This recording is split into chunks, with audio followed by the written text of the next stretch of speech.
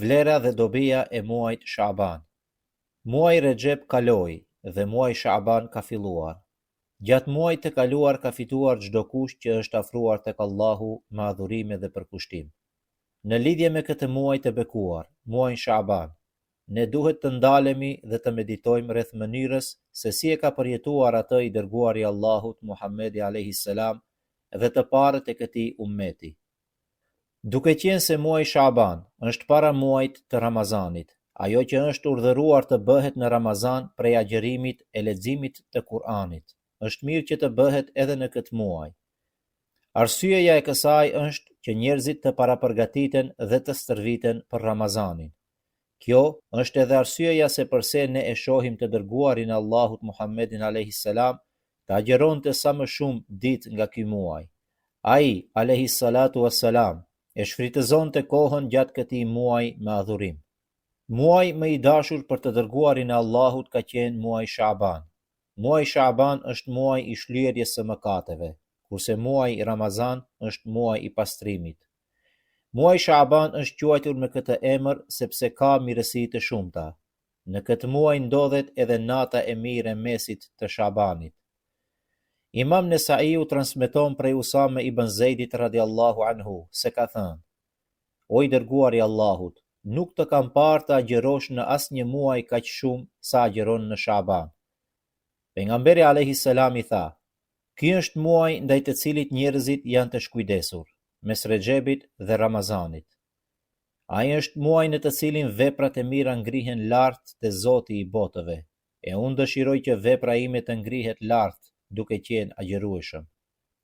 Aq i përkushtuar ka qenë i dërguari i Allahut në agjerimin e këtij muaji, saqë bashkëshortet e tij kanë thënë se ai ka agjeruar gjithë muajin, megjithse ai alayhis salatu wassalam përveç Ramazanit nuk ka agjeruar asnjë muaj të tërë të plot.